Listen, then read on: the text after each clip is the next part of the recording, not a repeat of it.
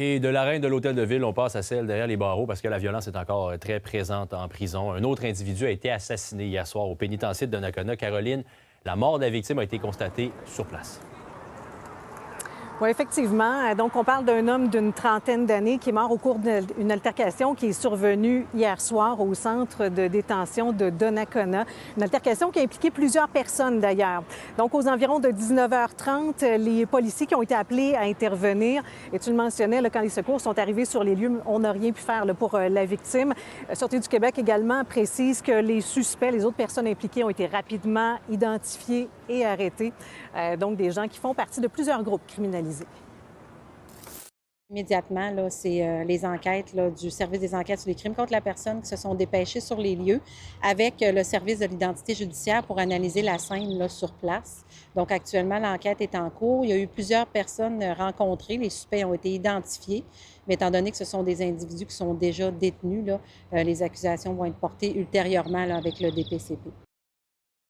Bon, est-ce qu'on a une idée des groupes criminels qui sont impliqués dans le meurtre, essentiellement?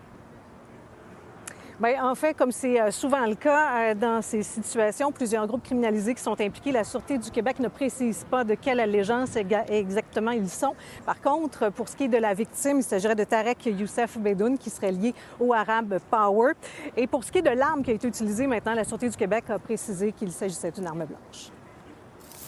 C'est une arme blanche qui a été utilisée. Je n'ai pas de détails sur quelle était l'arme blanche. Est-ce que c'est quelque chose qui était autorisé dans le pénitencier ou c'est quelque chose qui a été livré ou pris ailleurs? Je n'ai pas cette information-là, mais c'est par arme blanche là, que les blessures ont été infligées à la victime. Donc, il faut mentionner par ailleurs que cet événement survenu hier soir, c'est le 4e meurtre à survenir au pénitencier de Donnacona, et ce, depuis moins d'1 an. Entre autres, le mois dernier, en fait, en mars dernier, 2 événements distincts là, qui ont fait 2 victimes, un autre en juillet 2025 également.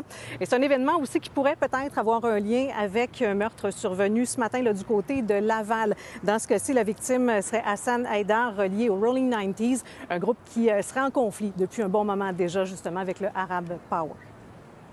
Merci beaucoup, Caroline. Merci, bonne soirée.